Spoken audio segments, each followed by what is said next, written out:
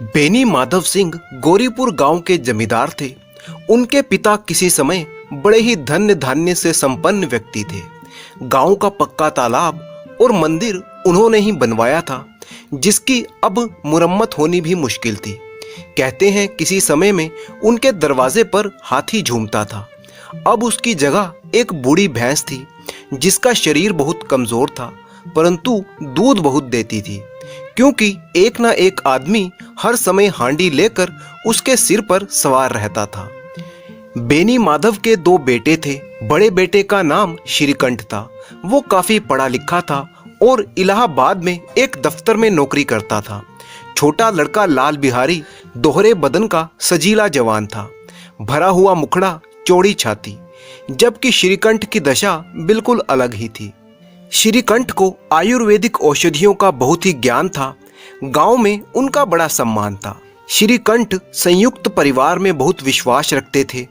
एक ऐसा परिवार जिसमें चाचा, ताऊ आदि सब मिलकर रहते थे।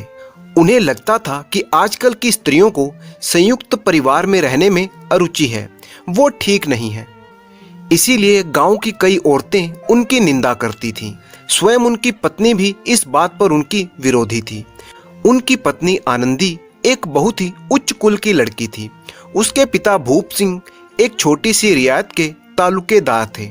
विशाल भवन, हाथी, घोड़े, 3 कुत्ते, जो भी प्रतिष्ठा योग्य पदार्थ थे, वो सब उनके पास थे। उनके कोई पुत्र नहीं था, 7 लड़कियां ही थी। आनंदी उनकी चौथी लड़की थी। पिता उसे बहुत चाहते थे। उन्हें लड़की के ब्याह की बहुत चिंता रहती थी। एक दिन श्रीकंठ उनसे चंदे का रुपया मांगने आया। शायद नगरी प्रचार का चंदा था। भूप सिंह उसके स्वभाव पर रीझ गए और धूमधाम से नीलकंठ और आनंदी का ब्याह करवा दिया। आनंदी अपने नए घर में आई तो यहाँ का रंग ढंग कुछ और ही देखा। जिस टिमटाम की उसे बचपन से आदत पड़ी थी, वह यहाँ पर नाम मात्र भी नहीं था। हाथी घोड़ों का तो क्या ही कहना, कोई सजी सुंदर बहली तक ना थी। रेशमी स्लीपर साथ लाई थी, पर यहाँ बाग कहाँ, ना जमीन पर फर्श, ना दीवार पर तस्वीरें। एक सीधा साधा देहाती गृहस्थी का मकान था। किंतु आनंदी ने थोड़े ही दिनों में अपने को इस नई व्यवस्था के अनुकूल बना लिया, मानो उसने विलास के सामान को कभी देखा ही ना था। एक दिन दोपहर के समय उसका देवर लाल बिहारी सिंह 2 चिड़ियां लेकर आया और अपनी भाभी से बोला, जल्दी से इन्हें पका दो, मुझे भूख लगी है। आनंदी भोजन बनाकर उसकी राह देख रही थी। अब वह नया व्यंजन बनाने बैठी। हांडी में देखा तो घी पाव भर से अधिक ना था। बड़े घर की बेटी किफायत क्या जाने, उसने सब घी मांस में डाल दिया। लाल बिहारी खाने बैठा तो दाल में घी ना था। बोला, दाल में घी क्यों नहीं छोड़ा? आनंदी ने कहा, घी सब मांस में पड़ गया। लाल बिहारी जोर से बोला, अभी परसों ही घी आया था, इतना जल्दी उठ गया? आनंदी ने उत्तर दिया, आज तो कुल पाव भर ही रहा होगा, वह सब मैंने मांस में डाल दिया। जिस तरह सूखी लकड़ी जल्दी से जल उठती है, उसी तरह भूख से बावला मनुष्य जरा जरा सी बात पर तिनक जाता है। सो लाल बिहारी को अपनी भाभी की बात बुरी मालूम हुई। वो तिनक कर बोला, मेके में तो चाहे घी की नदी बहती हो। स्त्री गाली सह लेती है, मार भी सह लेती है, पर मेके की निंदा उनसे सही नहीं जाती। आनंदी मुंह फेर कर बोली, हाथी मरा भी तो 9 लाख का, वहां इतना घी नित्य नाई कहार खा जाते थे। लाल बिहारी जल गया, थाली पटक दी और बोला, जी चाहता है जीभ पकड़कर खींच लूं। आनंदी को भी क्रोध आया, मुंह लाल हो गया। बोली, वह होते तो आज इसका मजा चखाते। अब वह अपड़ उज्जड़ लाल बिहारी से रहा ना गया। उसकी स्त्री एक साधारण जमींदार की बेटी थी। वह जब जी चाहता उस पर हाथ साफ कर लिया करता। उसने खड़ाऊं उठाई और आनंदी की ओर जोर से फेंकी और बोला, जिसके गुमान पर भूली हुई है उसे भी देख लूंगा और तुम्हें भी। आनंदी ने हाथ से खड़ाऊं रोकी, सिर बच गया, पर उंगली में बड़ी चोट आई। क्रोध के मारे हवा से हिलते पत्ते की तरह कांपती हुई वह अपने कमरे में आ गई। स्त्री का बल और साहस, मान मर्यादा पति तक है। आनंदी खून का घूंट पीकर रह गई। आनंदी के पति श्रीकंठ शनिवार को आया करते थे। बृहस्पतिवार को ये घटना हुई थी। 2 दिन तक आनंदी कोप भवन में रही, ना कुछ खाया ना पिया, उनकी बाट देखती रही। अंत में शनिवार को संध्या के समय श्रीकंठ अपने घर आया।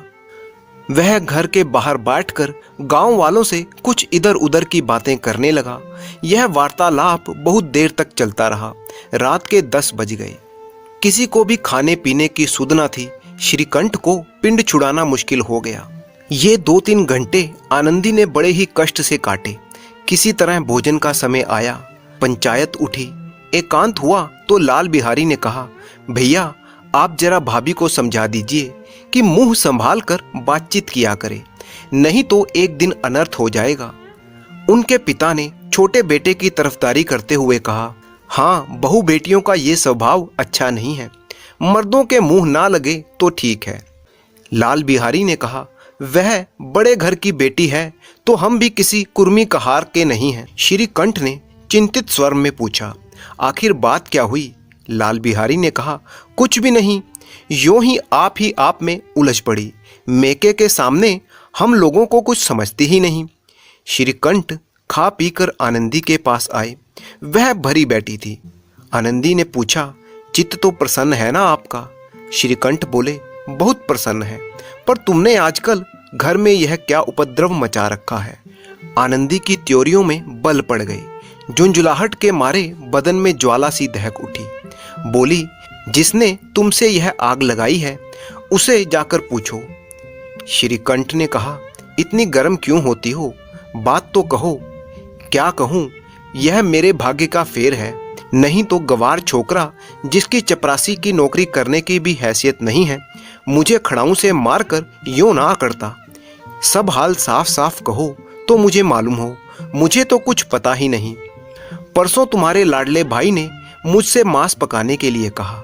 हांडी में घी पाव भर से अधिक ना था। वह सब मैंने मांस में डाल दिया। जब खाने बैठा तो कहने लगा, दाल में घी क्यों नहीं है? बस इसी बात पर मेरे मेके को बुरा भला कहने लगा। मुझसे रहा ना गया।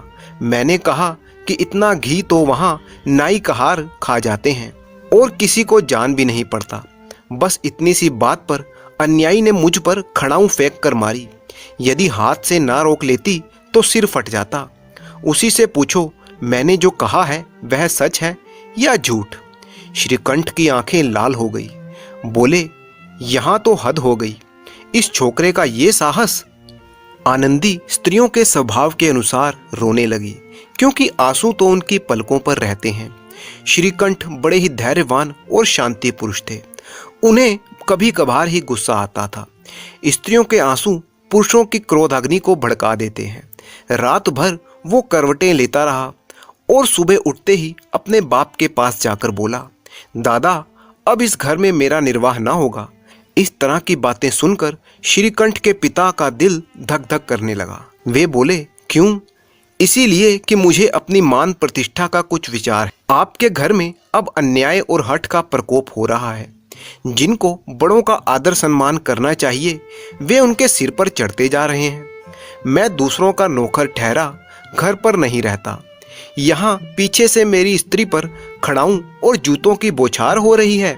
कोई बातों ही बातों में मुंह से कटाक्ष कर दे तो मैं सह लूंगा, पर लात घूसे पड़े ये मैं नहीं मानता। पिता कुछ जवाब न दे सके। श्रीकंठ सदैव उनका आदर करते थे। श्रीकंठ के ऐसे तेवर देखकर पिता अवाक रह गए। केवल इतना ही बोले, बेटा, तुम बुद्धिमान होकर ऐसी बातें करते हो। स्त्रियां इस तरह घरों का नाश कर देती हैं, उनको सिर पर चढ़ाना अच्छा नहीं है। श्रीकंठ ने कहा, इतना तो मैं जानता हूँ, आपके आशीर्वाद से मूर्ख नहीं हूँ। आप स्वयं भी जानते हैं कि मेरे समझाने बुझाने से इस गांव में कई घर संभल गए हैं। पर स्त्री का मान और प्रतिष्ठा ईश्वर के दरबार में भी होती है। उसके साथ अन्याय और पशुत्व का व्यवहार मैं सह नहीं सकता। अब उसके पिता भी गर्मा गए, ऐसी बातें और ना सुन सके। बोले, लाल बिहारी तुम्हारा भाई है, उससे कभी भूल चूक हो गई तो उसके कान पकड़ लो। श्रीकंठ ने कहा, लाल बिहारी को मैं अब अपना भाई नहीं समझता। स्त्री के पीछे? जी नहीं, उसकी क्रूरता और अविवेक के कारण। दोनों कुछ देर तक चुप रहे। ठाकुर साहब लड़के का क्रोध शांत करना चाहते थे, लेकिन यह स्वीकार नहीं था कि लाल बिहारी ने कोई अनुचित काम किया है। इसी बीच में गांव के कई और सज्जन किसी न किसी बहाने से वहां पर आ बैठे। कई स्त्रियों ने जब सुना कि श्रीकंठ अपनी पत्नी के पीछे पिता से लड़ रहा है तो उन्हें बड़ा हर्ष हुआ। दोनों पक्षों की मधुर वाणियां सुनने के लिए उनकी आत्माएं तिलमिलाने लगी। गांव में कुछ लोग ऐसे कुटिल भी होते हैं जो इस तरह के दृश्य का आनंद लेना चाहते हैं। वे कहा करते थे, श्रीकंठ अपने बाप से दबता है इसीलिए वह दब्बू है, उसने विद्या पढ़ी इसीलिए वह किताबों का कीड़ा है। बेनी माधव सिंह उसकी सलाह के बिना कोई काम न करते थे, यह उनकी मूर्खता है।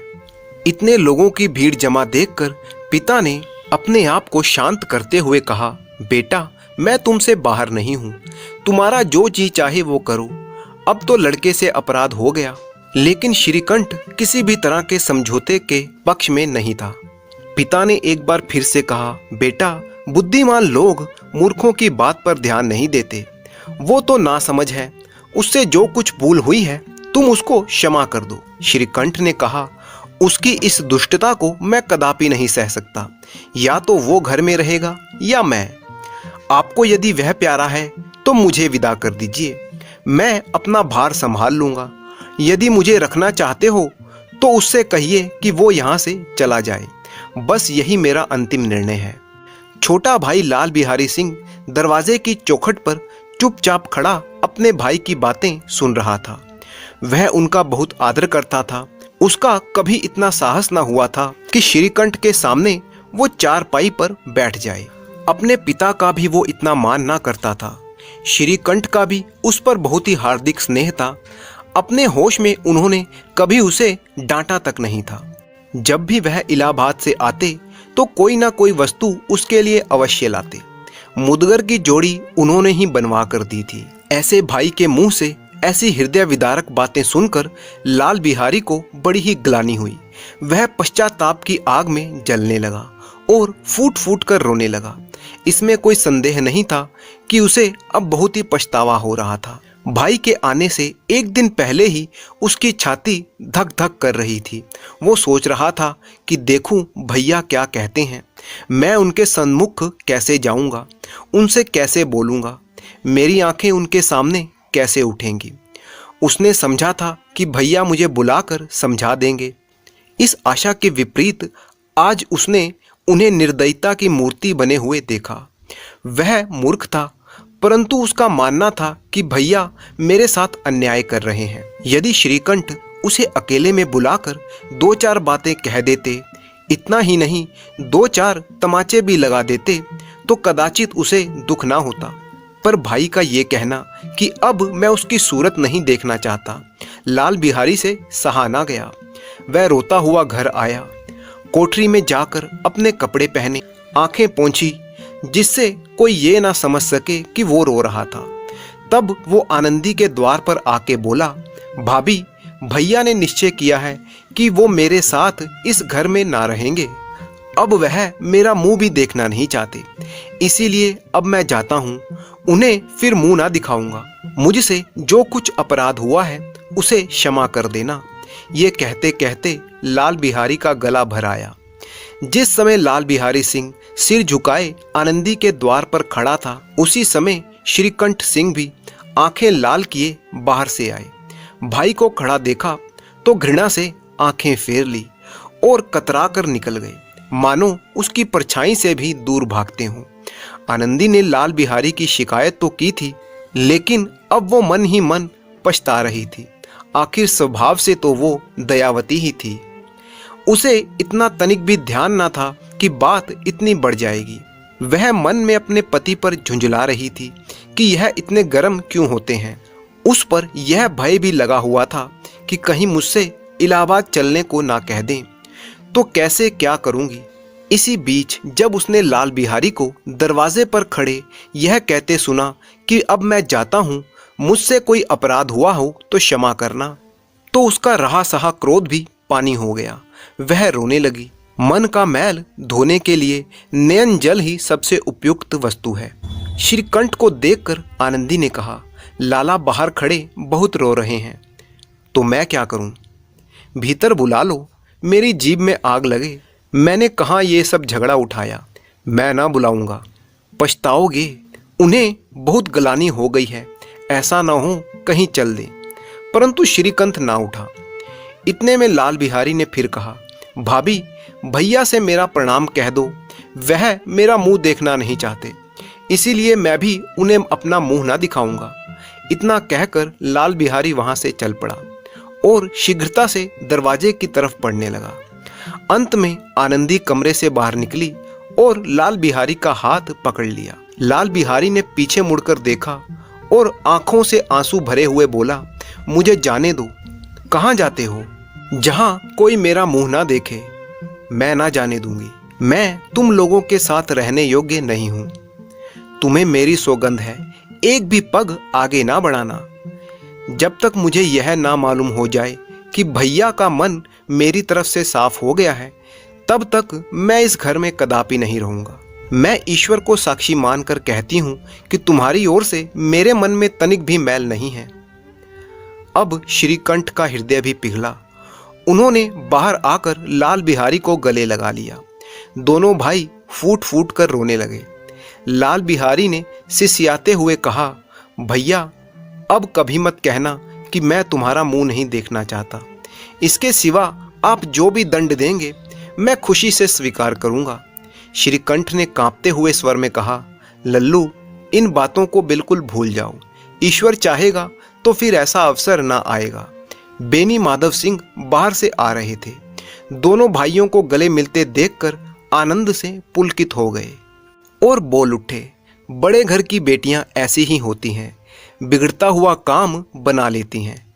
गांव में जिसने भी यह वृतांत सुना, उसी ने इन शब्दों में आनंदी की उदारता को सराहा कि बड़े घर की बेटियां ऐसी ही होती हैं।